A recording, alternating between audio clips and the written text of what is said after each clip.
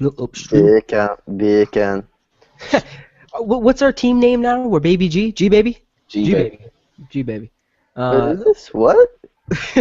You have to catch up in the BerryFlow chat in our group, Brandon. But anyway, we're here on Sunday. It's actually 5 months in, 20th episode for Upstream. Yeah, we have a little anniversary there.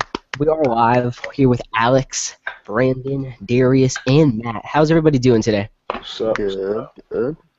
I'm good too. I'm just chilling, man. I'm excited to kind of be able to speak on all this. Let me push all this out on social media and get us started here. But I wanted to open up with the discussion. Let's talk about 10.3.1. We had that recent leak that kind of hit for every device but Passport. I know a lot of Passport users were feeling some type of way about it. But have any of you guys played around with 10.3? Good, bad, different? You liking the changes? I'm noticing a little bit of a battery issue with it. I put it on my buddy's Z10 and I've been using it on my Z30. And it seems to be working fairly well. The notifications works phenomenally. The fact that you can refine it down with a contact and set the LED color, and you can just get so engulfed in just such like minimal kind of things within the notifications, within Android apps or within groups. You can have it so they pop up in the actual notifications, and you get really really in depth with that, and it's phenomenal. But I guess the battery life is just one thing I've noticed a little bit with that. Same with my buddy who's on the Z10 as well. It's a bummer. I mean, the Z10 is such a great device too. Like I have this red one sitting over here, just in the box. I'm waiting for 10.3.1 to really bring it out to see if it's really up to par. It's just interesting with the whole, with Apple seems to systematically kind of invalidate some of their products when new OSs come, whereas BlackBerry is actually kind of increasing theirs. It's interesting to see. Hopefully when it becomes an official thing, the battery life and the optimized radios and carrier support will be behind it, so they really have a better OS overall from a support standpoint. Anyone else messed around with it? To me at least, it still is kind of lacking in some of the BBOS features. Obviously they're trying to pull some of those in, help the transition for users. But do you guys think people running this like on a device like the Classic will really be able to compare it with something like a 9900? Do you think it'll be better or worse? Definitely be better. I mean, it's a totally new software, just operating system in general. So, I mean, I think what you will be able to compare is just in terms of its productivity, but even then it's limited in terms of comparison because of the functionality that BlackBerry 10 offers. Is just a lot more options there. There's a lot more that you can just do in general with BlackBerry 10, but I don't know. It's actually gonna be kind of hard to compare. I mean, it depends on what you do.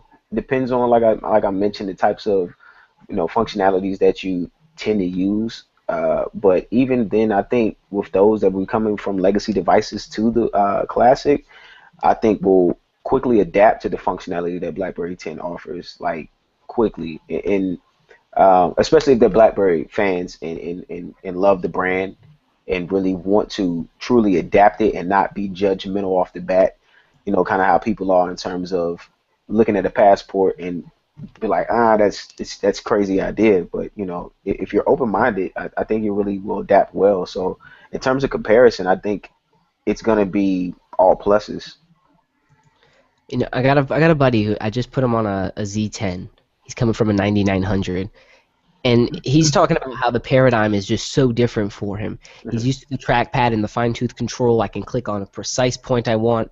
And now he's essentially got one big trackpad. It's this 4.2-inch screen, The whole OS is gesture-based, as if it's kind of designed as one big trackpad. He's kind of getting used to it, kind of getting used to some of the peak and flow. But I think people coming from like a Classic over to BB10, or excuse me, from Classic over from like something like a 9900 on Legacy OS are really going to appreciate some of the refinements. It's cool. You hit the BlackBerry menu button, and the overflow option comes over and flows for you.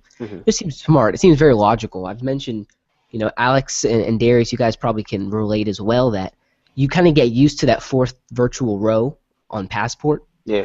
With that keyboard, and as well the way applications on BB10 are designed, you have all your UI Chrome there at the bottom. So it's almost as if whenever you're in an app, you still have that virtual row to go back to, be it for composing or entering any of the the subsections within applications.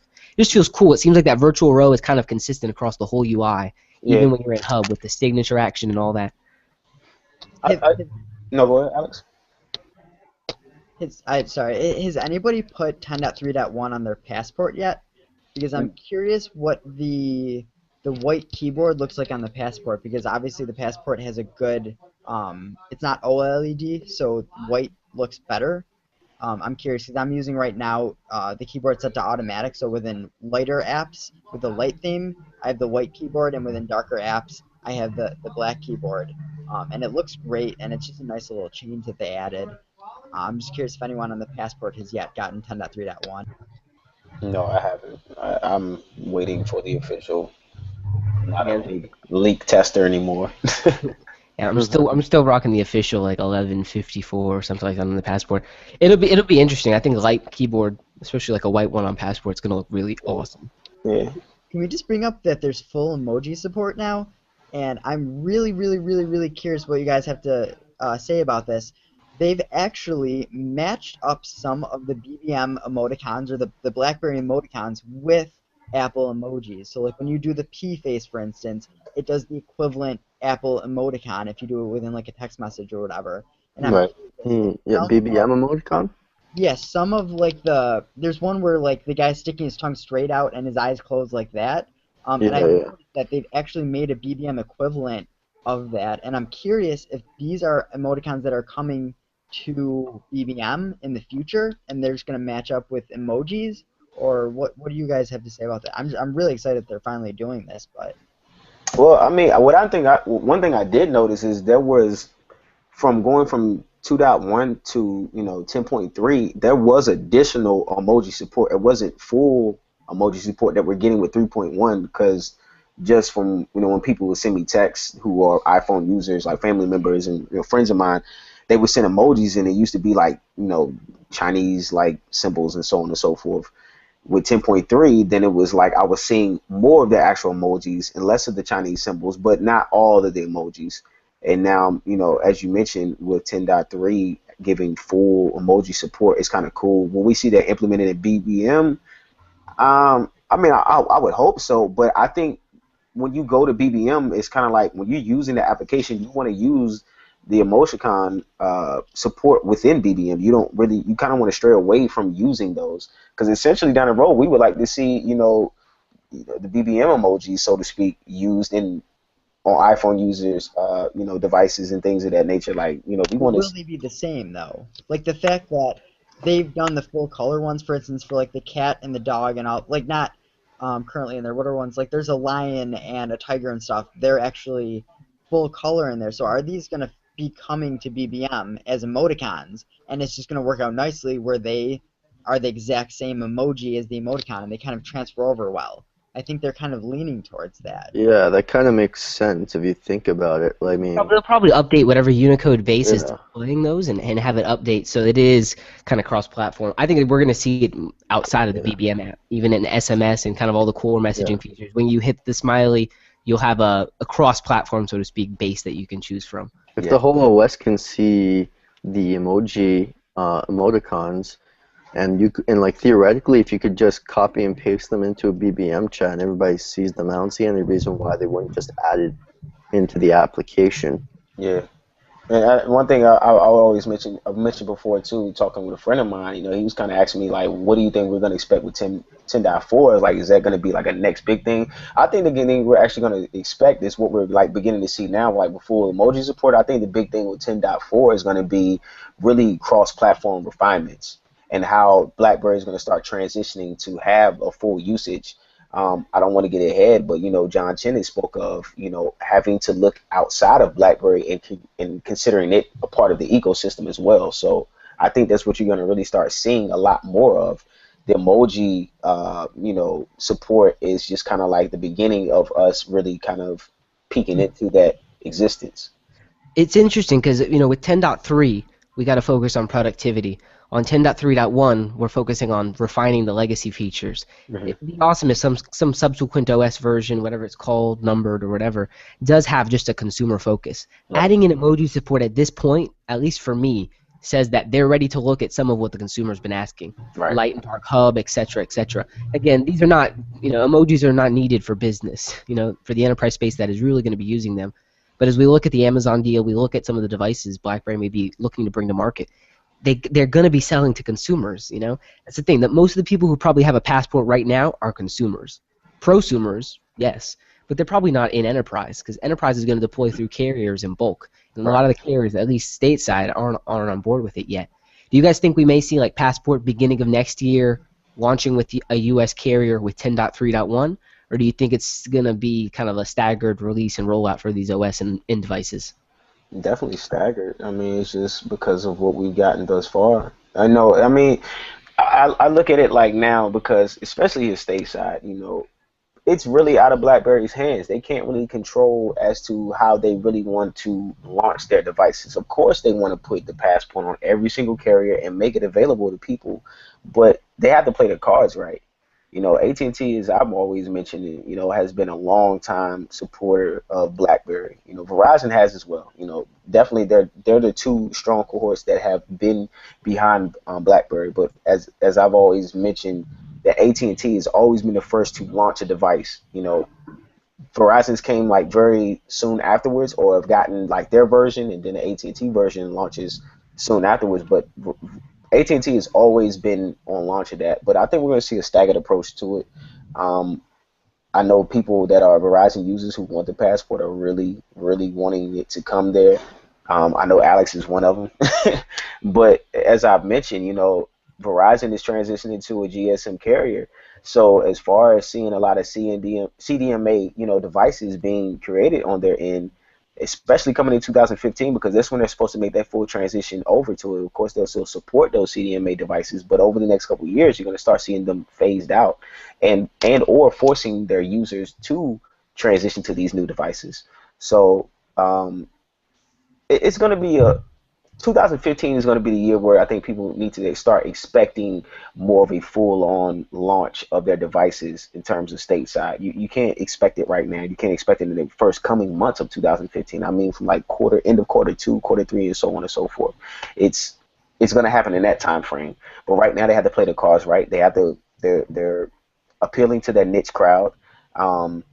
They're garnering that anticipation with the passport, and I think when we see a second iteration of the passport, which John Chen has already mentioned that they're kind of working on and things of that nature, that's when you're going to see an all-out, aggressive approach of the device, because they already know that it's wanted. And then when people, right now, it's just kind of like, this is, I want to say, a test device for the consumers right now that are using other devices. They see it. I mean, I know me personally, a lot of people looking like, damn, like, what is that? And it's kind of like when they look at it, they're like, damn, that's a wide ass phone. But then they look again and like, man, that is clean. Like, they actually like the device. It's just, you have to see it a couple more times to be like, all right, I want it, and I think that's what this first year of the passport is going to be about. I love the reaction I get from it. Like I put on Twitter the other day, I'm over getting sushi. I'm at the bar waiting for it, and I'm messing around with the keyboard. And the guy's like, "Is that the new device, the new passport?" And I'm like, "Wow, someone who actually knew the name of the device. I didn't have to actually introduce it." Anyway, Matthew, what'd you need? No, I think BlackBerry is going to launch the passport in the U.S. stateside at least with 10.3.1 because, I mean, you get some dope ass features that I just now looked at because I had not been testing out the betas because I don't want to break my Z10. So like stuff like truly customizable notifications are dope. So like I can customize like I guess based on battery level, like a certain set of notifications or like how like all my apps individually like react to each one another. Coming off from WebOS a few years ago, like 10.3.1 offers something I've only seen on WebOS platforms, and that's a charge-only mode, which like disables like, USB storage entirely and just it allows the phone to charge quicker, just like when you set it on airplane mode, which I think is cool. I mean, I'm not a huge emoticon guy personally. I mean, I guess it's cool that BlackBerry's bringing more support, whatever that means. I guess as far as maybe it's more emoticons or uniforming how many you use across what apps and such. But what is making me like excited is customizable LED colors right out of the box, which I think is amazing. So I don't have to use like third-party applications in order to have to like have like a customized notification experience. I can do all of it like right off from 10.3.1. And what you mentioned there, Matthew, that kind of brought up a thought that I was thinking just like the other day, because BlackBerry is starting to implement a lot of these features that these third-party apps have been, offering since BlackBerry 10 launched. And it's kind of like, well, what does that do for them? And it kind of sucks because these are developers that have clearly been interested and supported the platform from Jump Street. But now that BlackBerry is starting to just implement these features natively into the OS, it kind of really sucks that they're not, going to be able to have that, I guess, that leverage anymore for BlackBerry consumers to use their apps anymore. Like, well, look at what Apple's done with like third-party support for like Siri and stuff. They've integrated Shazam, Bing, like Google searches, that sort of thing, into certain ways into the overall operating system. But it doesn't make their apps any less usable or any less like want to be used. It's just, I guess they may be like offering it in a certain capacity that maybe their app later could possibly do. You could probably do more with their app than you can natively or out of the box. understood. What was that? I don't know. But to be serious, you brought that up. So yeah, they're kind of screwing over developers in a way, but this is what makes BlackBerry BlackBerry. The fact that you don't need to go download a third-party calendar app to get a good calendar experience like you do on iOS and Android. Right. The fact that you can, in your notification, the fact that you could just set an LED and you have fully customizable notifications, that's such a bare bones feature that's so important. We shouldn't need a third-party app to do that. The fact that third-party apps even existed in the first place, that was because, that's BlackBerry's fault. But the fact that if they make these apps good enough, the fact that we don't need to download a third-party note-taking app because the Remember app is so phenomenal, like these are the things that, in my opinion, is what makes BlackBerry BlackBerry. Yeah, and I'm like all for it by all means. It just kind of it sucks. Like as I mentioned, it sucks because now that you have the customizable LED, colors and things for that nature for notifications, and you have the third-party apps who supported that before it became native in future OS to come. What does that do for them? And it kind of sucks. You kind of wish that BlackBerry like contacts those guys and like, hey, we want to buy out your idea and give you a couple bucks for it. You know what I'm saying? But because it's kind of like what Brandon has with Penguin, like that's awesome. And it's like, what if BlackBerry down the road really implements on top of BlackBerry Maps and says, hey, Brandon, we like what you're doing with Penguin. We want to make this a part of the native experience. You know what I'm saying? Because we're about to do this, and we don't want to leave you. You know what I'm saying? Shit out of luck. So what I mean? That's kind of the perspective I'm trying to get towards. And especially you two being developers, like how do you feel about that creating, an experience for BlackBerry 10 platform and then it being natively implemented into the OS, and it's kind of like, well, what is my job here now? Of course I would create another app, but I would be extremely flattered. I think there's some. I'm not sure if it was like the chicken came before the egg or whatever, but there's some like features from Penguin that over time, since Penguin's been out, have been added to BlackBerry Maps. So it's pretty interesting that way. But I don't know. I can't confirm one way or another whether there's some inspiration from my app or not, or it was just a backlog of features they wanted to add over time. But as back to your point, the reason that so many of these developers came in and they have apps like BBuzz and stuff like that is because they came in when it was really early in the operating system's life cycle, and they came in to fill a void. And so essentially what we're seeing now is that it's over a year later. That void is getting filled by the OS as it matures. And I mean, these developers, they banked on those apps when they came out. They've made a lot of money, and now it's time to diversify like anything else. So if you look at like a PC, for instance, like a Mac, a laptop, for instance, it has so many features built into it that you really don't download trivial apps like a tip calculator or something like that onto your PC or MacBook, right? And so what you're seeing here, it's quite flattering to a lot of developers now. It's this realization that the OS is really maturing and becoming a full-blown tool set as opposed to being just the OS that needs to rely on a whole bunch of third-party tool sets to provide a full experience. But, you know, back to the developer point, I mean, they did really change the focus over to Android a while ago. So, I mean, the question is, what have they really been doing for those native developers for a while now? It's been going on for a while. So Brandon, it's just, let's talk about that.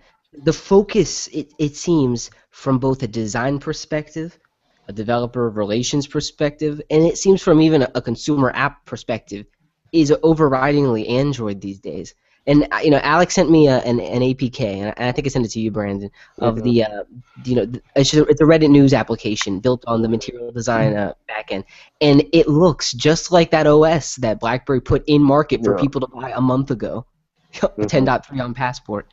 And it's just very interesting to see things like signature action and some of the, you know, adaptive UI elements, things we've already had. And again, it's like when we look at the market, we look at Apple and Samsung leading the edge, but BlackBerry actually cutting the edge. You know, you guys were fighting for the car space last year while we were laying that platform for the car years before. It kind of revolves, and as we look back kind of on the Android topic, we go back to 10.3 in the latest leak, there are actually customizable permissions now in Android apps. So you can control what permissions an Android application has in the latest 10.3 builds. Fantastic, something we've needed. It used to be accept or deny, that's it, clear cut. Now you can actually tweak. You're really having a more refined, hybridized experience. I'm excited for it, obviously. And apparently Tyler Florence is pretty excited as well. Did you guys happen to see him?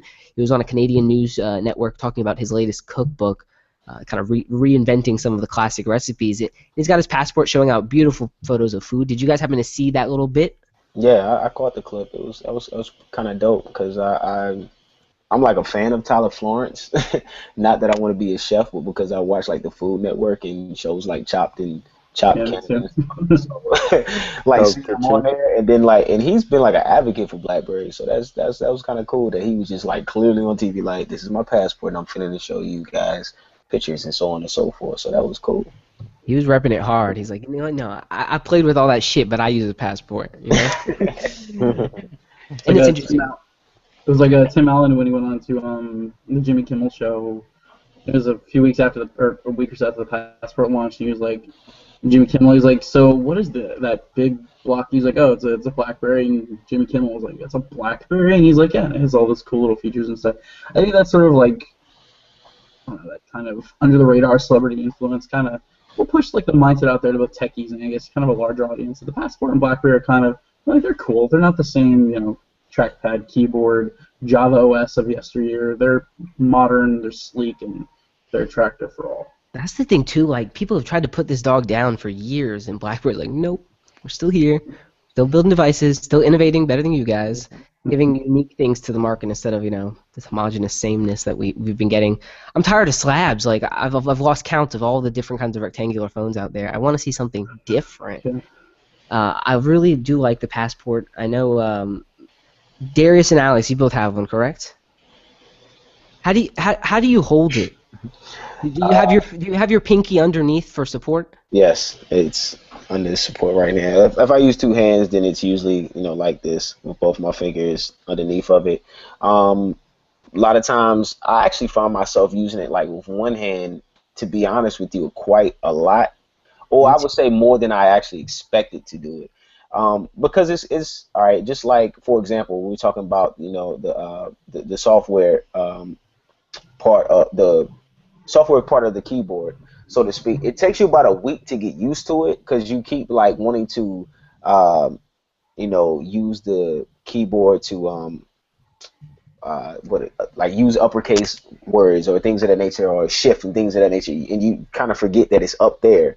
After a week, you get used to it, and then it's kind of like after a week or two, you're just kind of fluid using one hand. Like, yes, that stretch, but that stretch just becomes habit, like going from L to A and then enter and deleting, and I don't know. I honestly starting to find myself using the swipe when I'm texting, you know, as well now, because usually at first when I was using, I used to just purely use the keys. Like I was doing no swiping. I would do swiping when it was kind of like, oh shit, I can just swipe instead of having to text it. But Now I'm just like swipe, swipe, swipe, you know, text, text, text, swipe, swipe, swipe, you know, type, type, type, and so on and so forth. But after a while, I mean, it just really just comes second nature to you, and it's kind of like with any device, honestly. But Yeah, Passport is very functional in terms of that. I'm curious, do you know, because like when I've had to do like number lock on the passport, I Hmm. ran into problems for a while. I didn't know if I should swipe down and do it or if I should tap the Alt key and start typing the numbers on the screen. And I Right. realized somewhat recently that if you hold your thumb on the Alt key, then you can start tapping on the physical keyboard, and it's Yeah. like number lock is held on. That's Yeah. one of the most useful things that it's not overly apparent or obvious because Right.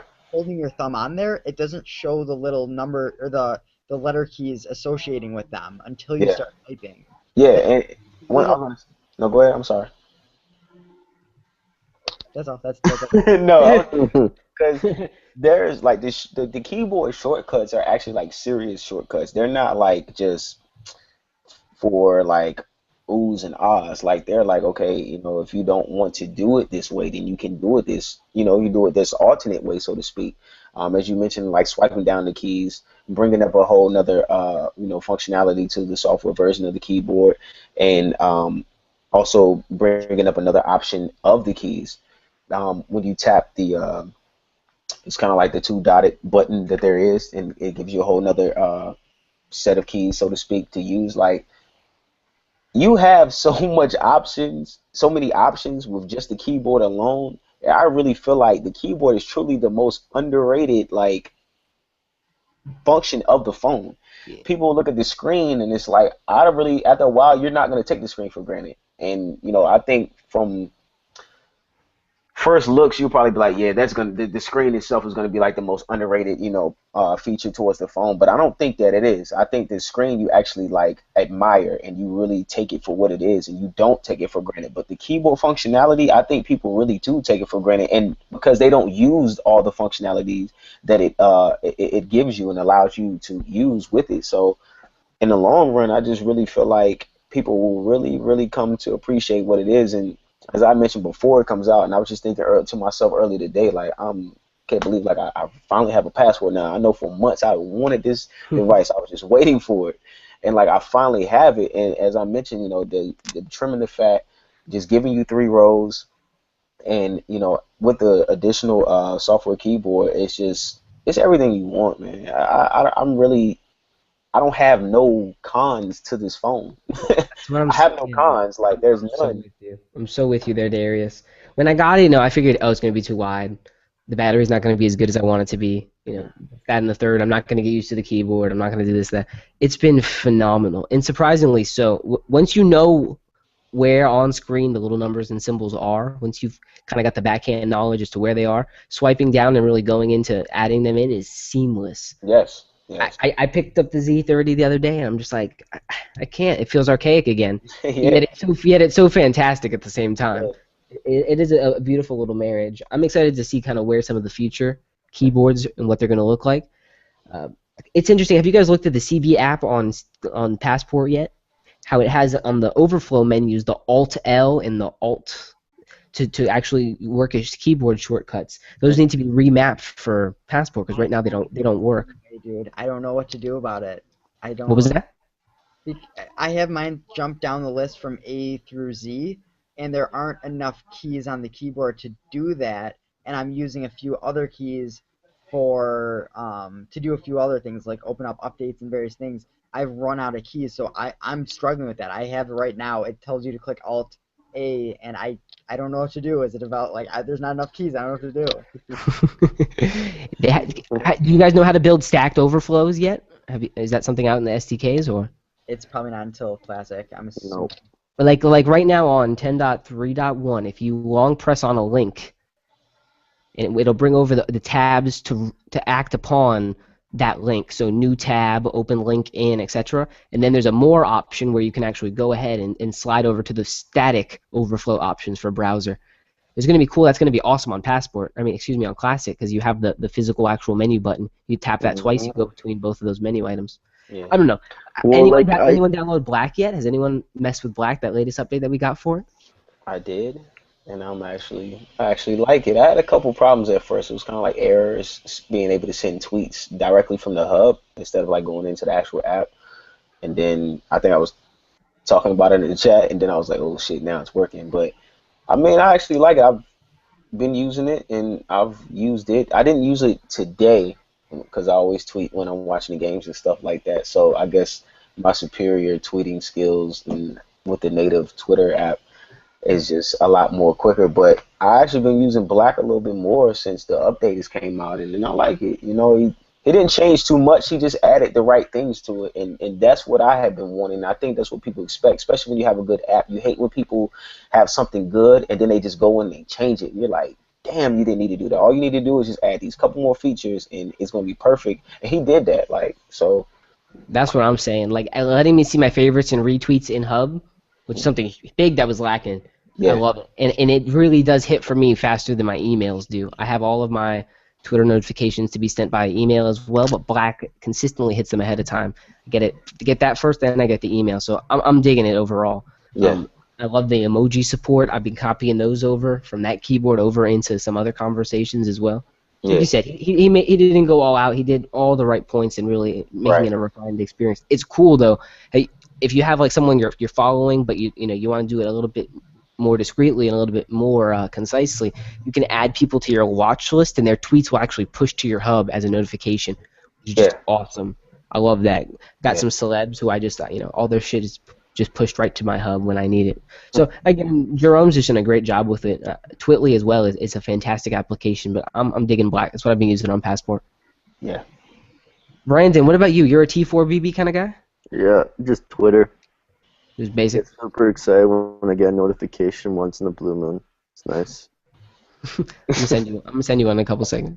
Yeah, it Friday me. I was like, oh shit. One thing I've noticed with Black as well is I get notifications with Black before the native Twitter app. Like it's not Black and then like a minute or two later I get the native Twitter app. It's just Black and then a couple seconds later then there's Twitter. So the turnaround time in terms of notifications in the hub is pretty good, and I like that.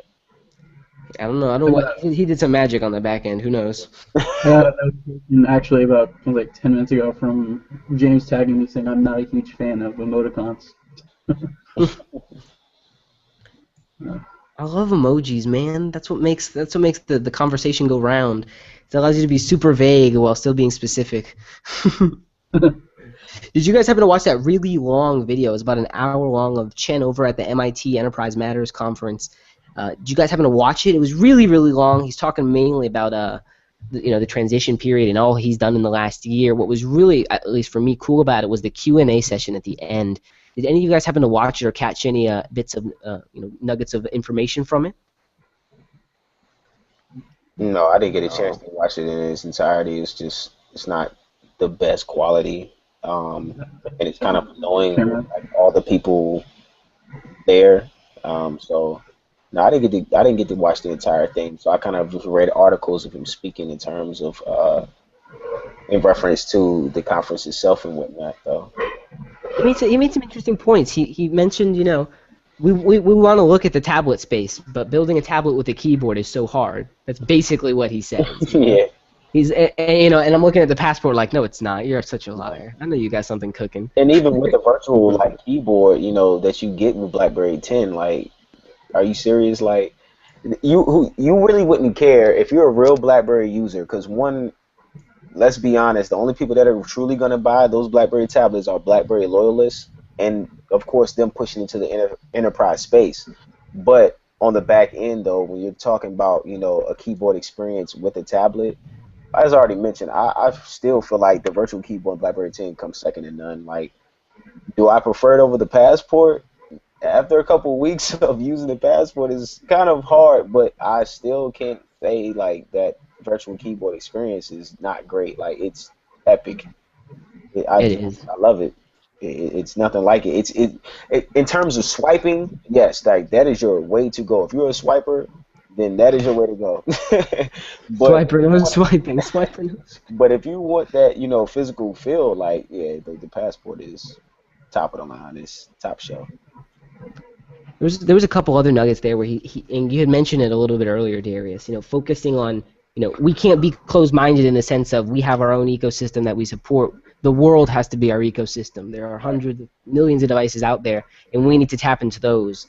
And that's really looking at it from a services as a software as a services kind of standpoint, being able to take your software, some of what you do across these other devices, and allows you to scale and as well take that mind share across. So I absolutely agree with Chen. It was a very long video, but he did talk a lot about also wanted to leverage some of those patents as well. They've Right. got so many patents. They're very patent rich. Dahlin did a great article very recently on, the BlackBerry revolution will not be televised. He was really talking about the changes kind of going underneath on the back end that Chen's executing on. We did see BlackBerry recently get awarded about 27 new patents. Some ranging from different things for wearables, like using a watch or a necklace to unlock a phone, all the way over to things like conference calls and things like that of that nature. It seems like these a lot of times we see these patents and they never come to light. However, it's still interesting to see that this has been pretty close into the scope of what we've seen with Zoom, BBM meetings, and as well some of the wearable potential that they have there as well. Would you guys buy a BlackBerry wearable? Is that something you're interested in, or do you want to leave that to the other folks in the market? Yeah, I would buy one. I would buy one.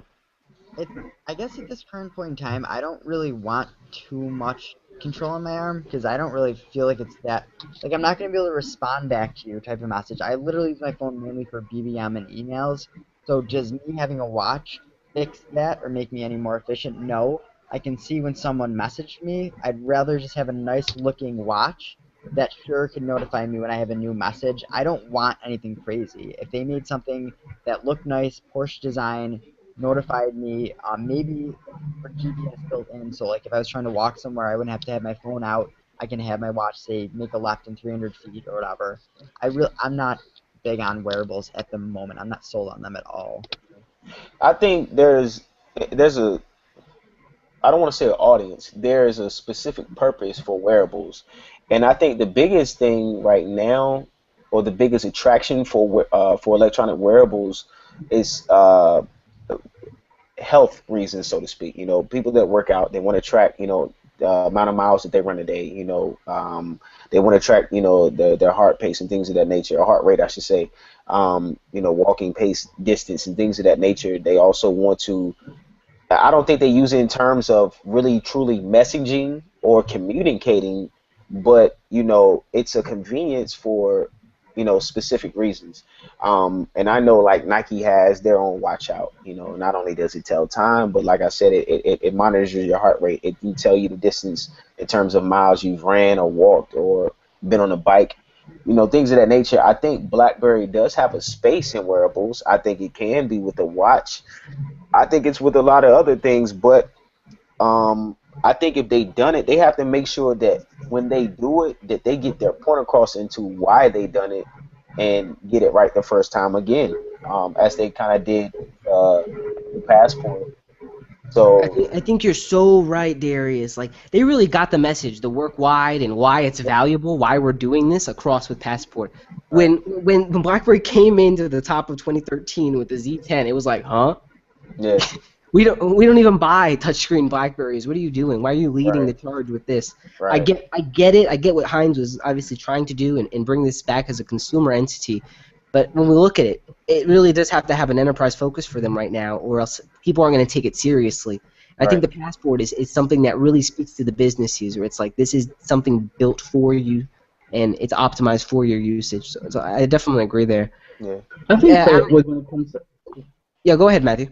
I was thinking like maybe not so much like if they have to build a dedicated wearable, but Motorola has little Moto tags that allows you to, like, if you're within a certain, like a trusted Bluetooth device, like you can mark your BlackBerry or whatever your phone is, that you can unlock it if it's within a certain, like, I guess, range, and you can connect to it. It'll automatically unlock your phone or however it works.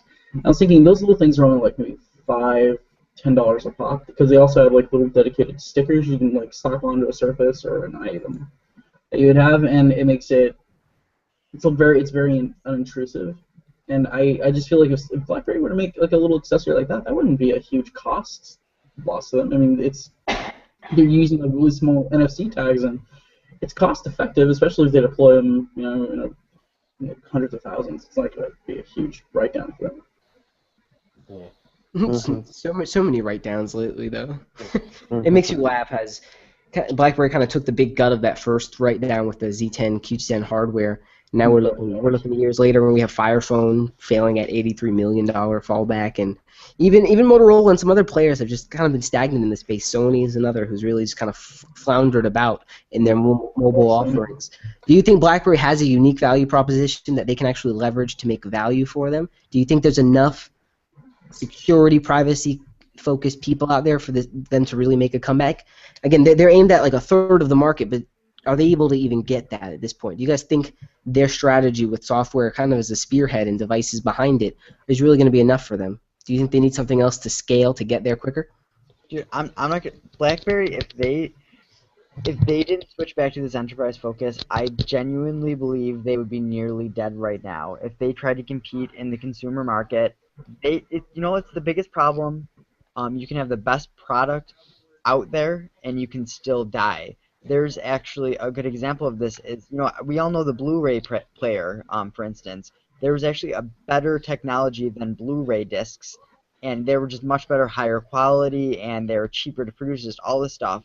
They died simply because they didn't have the branding, and it's such a stupid thing. They were the better technology, they just died off. Same thing with BlackBerry. They have such a difficult name that if they didn't go back and focus on enterprise, they just wouldn't be able to compete in that. They don't have the resources to throw billions of dollars into commercials to get people to switch back over to them.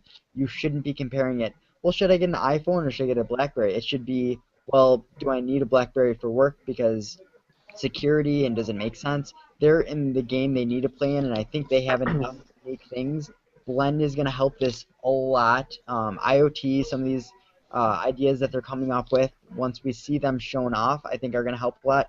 I think they have so many plans up their sleeve, and now that they're going for a more unique, smaller kind of market, they're going to be able to come up with these unique features that these other competitors, Apple's never going to come up with because they don't really care. That doesn't appeal to the mass market, so they have no reason to do this.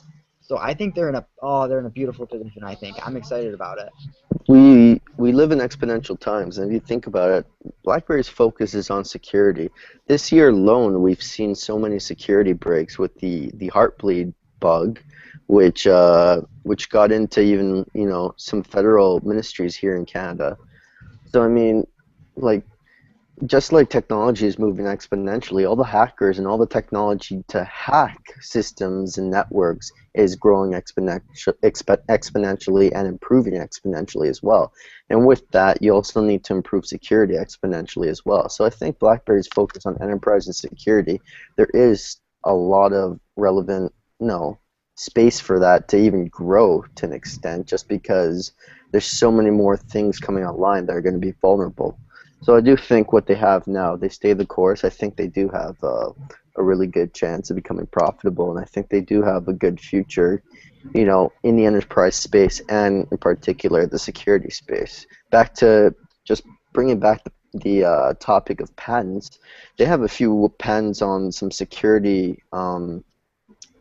What's it called? Some different types of security systems for online security, where the algorithms are done in a certain way that just it hasn't been done yet, and it hasn't been implemented anywhere.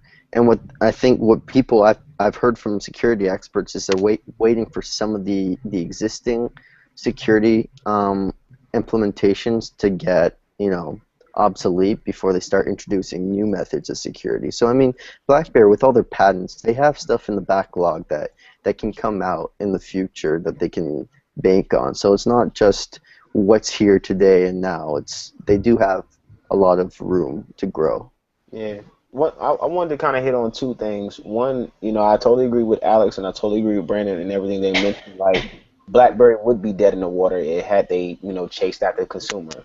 They got back to their roots. And if you really just think about it, I mean, it's kind of what Apple did like years ago when they went bankrupt, is because they didn't they actually did the smart thing. They didn't sell themselves out. Like, Windows had licensed their product to all these OEMs and put it in everybody's home.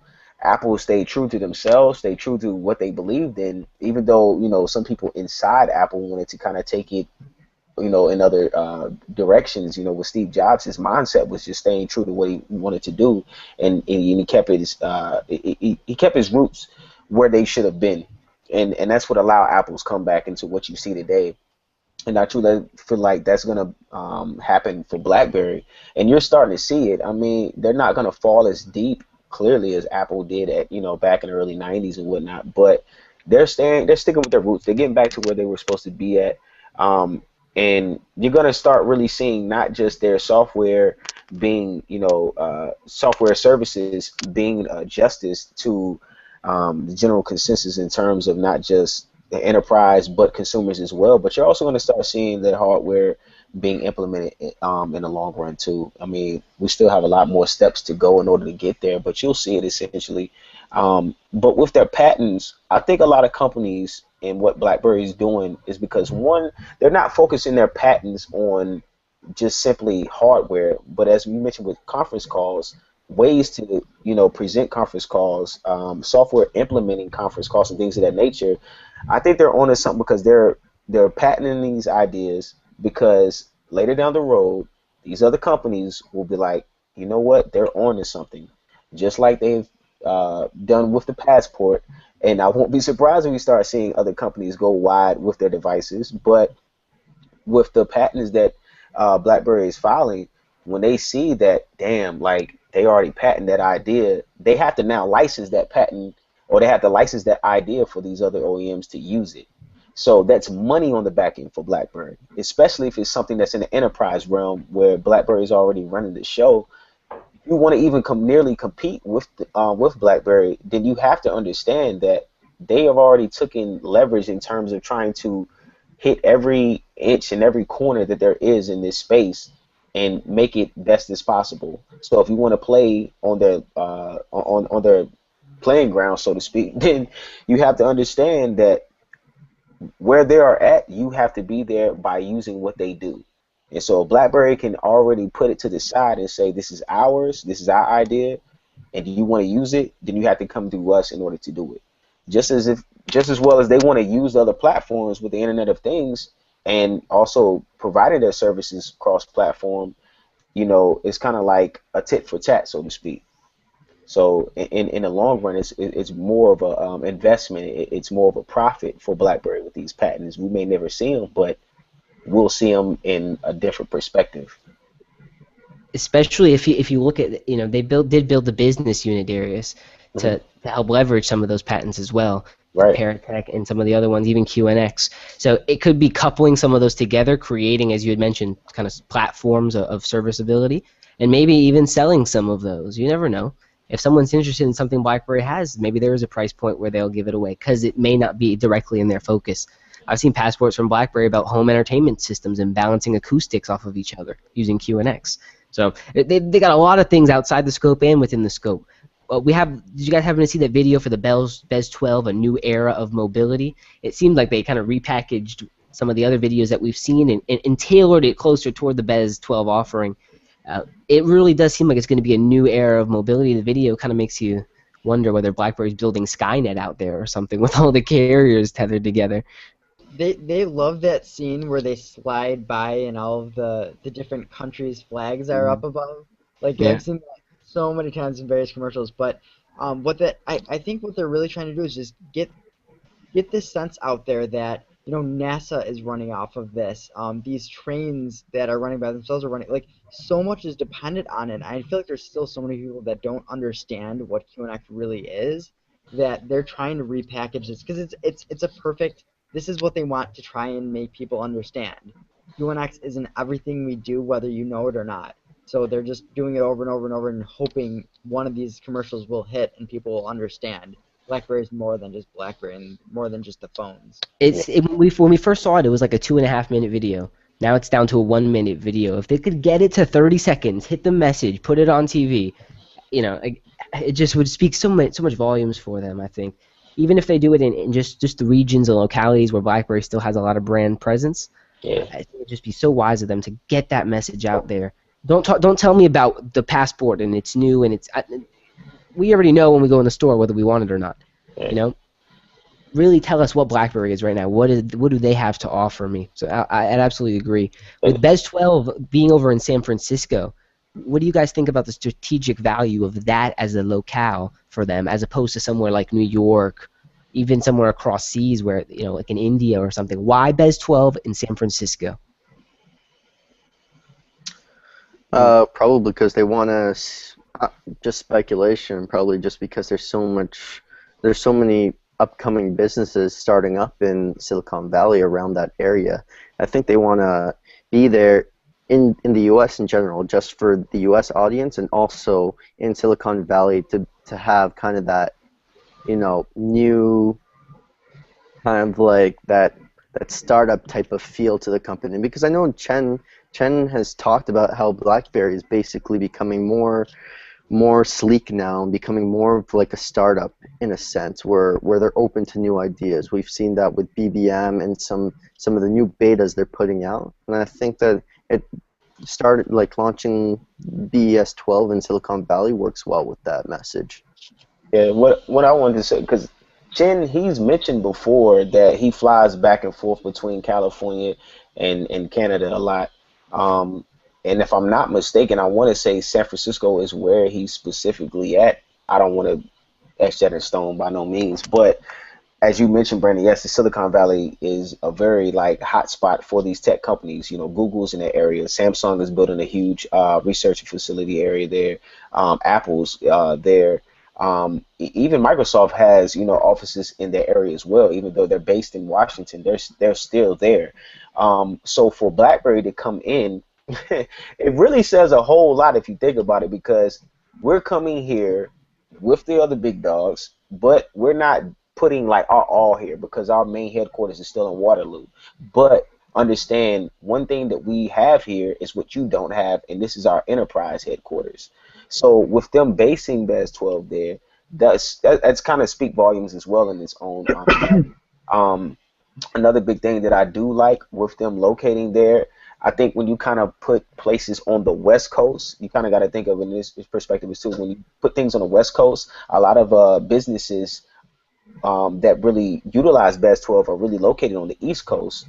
So that kind of gives them a time frame to be able to operate and make things happen too, because you're a couple hours backwards. And not only that, when you're speaking with other time zones around the world, the West Coast is behind them as well. So the further, well, I would say if you're on the East Coast, then you're working with less time than you are opposed on the West Coast, and being able to assist with certain things in terms of its services and so forth. So there's a whole lot I think you have to kind of put into its agenda when you're speaking of it being based there in San Francisco. But I think it's one place we're going to definitely start seeing Chen possibly hold more events. In San Francisco in itself, I know, like, for example, the 49ers have built a new stadium. The Golden State Warriors are going to be building a new stadium there. There's a lot coming in that area, so for them to be there, it's kind of cool too. Especially they built like a new campus there for BlackBerry, and not just BES 12, but, you know, for research and development for devices and different things of that nature. And I really like that last part there. Get some more R&D facilities going. Yeah. I mean, I think that there is a strategic value, I guess, in having an event like that for Classic. I know a lot of the 9900 holdouts are, you know, ones who are waiting for the Classic are U.S. bases. A lot of enterprises who, here in North America especially, want that kind of device. So I think it's going to be strategic for them. I would like to hear something maybe BES 12 related about Project Ion. Maybe that'll be toward December, beginning of next year. But I feel like BES 12 is going to be kind of a cornerstone piece to the beginning of this quote-unquote new era of enterprise mobility through the QNX Cloud and Project Ion. So I definitely am interested to see kind of the overall layout and the strategy therein. I mean, they're going to be announcing BBM meetings, BES 12, and Classic. So it's like hardware, software. It's an interesting mix overall. It's a suite, it's a service, and it's a piece of hardware. Kind of a threefold, and that's kind of how they did the Passport launch event as well. So interesting to see kind of the rollout here. They did bring over a guy from HTC to kind of head up some of those devices. We had mentioned Chen bringing him in because again, Chen's like, I'm not a hardware guy. I don't know what looks hot and sexy, but this guy does. Let me bring him in. So, you know, what will 2015 kind of hold for us? Will we'll leave it there. What kind of devices and services and software do you guys expect to be seeing as we close out the end of this year and look toward the next? Chen just keeps joking around about this full touch device that's going to be unique in some way. During that 1 hour and a half long conference that he had, he even joked around. I think he said, like, I don't know if you guys have seen that patent that's been flying around a little bit with the kind of keyboard thing. He said, stay tuned. He didn't say much about it, but he's pretty much like, stay tuned on an all touch device that's coming that's going to have a little twist to it or whatever. So I think we're going to see something like that, and I'm excited. You're going to get the top row Q through P and nothing else. It'd be even more confusing as for a keyboard. No, Brandon, what are some of the things that you're looking for? Obviously, we got this Visa type all-touch slider thing that may come about. Any kind of software or services you like BlackBerry to bring over? Well, like the thing I'd really like to see is how they can expand on their cloud offering.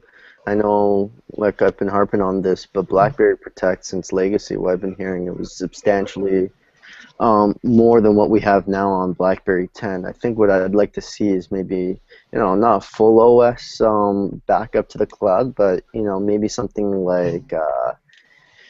like backing up your messages or something else up to the cloud or emails to the cloud as like a second backup in case your email client messes up and deletes it all or something like that. I'd like to see how they expand the cloud going forward. But right now, like the main focus should be to make Blend public with the other OSs and just get that solid so that people can start using that as a daily driver. Yeah. I just want. Even the password keeper cloud is working great. By the way, the BlackBerry ID one, perfect. Pardon me? What did you say? The password keeper, because you're bringing up cloud. Yeah. Password keeper cloud that's in the 10.3.1 beta, and it's working really, really well. When I add a new password to it, it syncs it up to the cloud. Oh, okay. You wipe your device, it sucks it back down. I can't wait to see what else they do with that. Nice. It's pretty awesome. What about you, Matthew? What are some of the things you're looking forward to? I guess for the next year, probably just 10.3.1 being pushed out, my Z10 finally. Blend's working, and just praying the company gets in even better financial shape. That'd be it.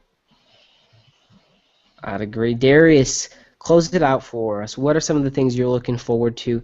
You're already kind of on the latest and greatest right now with Passport and Blend. What kind of refinements or things are you looking forward to?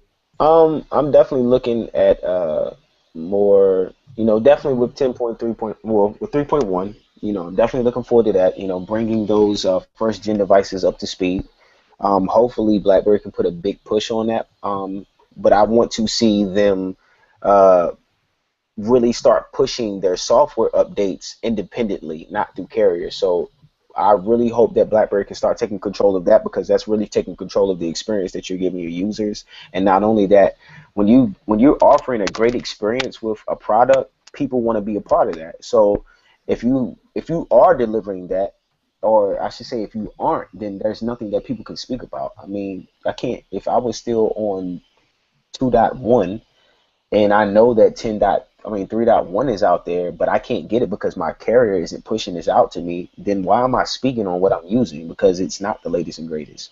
So I really hope they start taking that in the hand. Of course, BES 12 I think is really going to be a huge kick in terms of the enterprise.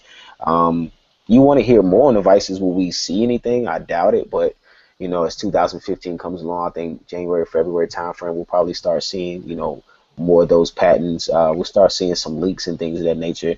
Yeah, we got CES coming at the top of the year, so he'll be there. They're always there, it seems. Maybe not with a booth, but they're there. They're around. They're schmoozing. BlackBerry is kind of like the worst when it comes to like holding information. But I mean, honestly, since John came in, he got a little bit better. But I mean, once the passport like just leaked just that little bit, it was a wrap for it. So it just started coming out everywhere. But I think he kind of embraced it, honestly, and that's what I like about Chen. Is like he doesn't see things and he's like, "Fuck!" Like I know, like Apple, they actually like panic when those things happen, because they're so secretive. But instead of embracing it, like, yeah, I know you can't wait to see this shit. So let me, let me actually start giving this to you. And we started getting, official word of the device from BlackBerry themselves. It was like the end of July or like top of July, something of that nature. or even was it June? I don't know. It was a long. It felt like the entire summer they were advertising the passport, and we didn't get it to September, but it paid off. Like you see, it really paid off. So that's one thing I really do like that Chin does with BlackBerry. You know, he doesn't shy away from anything. He embraces it. If he doesn't like it, then he clearly speaks out on it. But you know, I do want to see, you know, this full touch device. I still want a full touch device. Even though I like my passport, I still want a full touch device. So we're looking for that monster. You know, the Visa is very interesting. It's a very interesting device. I kind of want to see how that works. You know, is it like a new generation of the torch? You know, it's one good things. But let's end this. I know we could go on and on about that, but anyways, I really appreciate having all you guys on. Alex, Brandon, Matthew, Darius, is always a pleasure. We'll be sure to hit you up next week. 5 months, guys. We're gonna be lapsing CB soon here. They're still stuck in the like 140s, so we'll get there. That's a challenge. We'll see you in a year and a half. Guys, Take it easy, guys. Later. Later.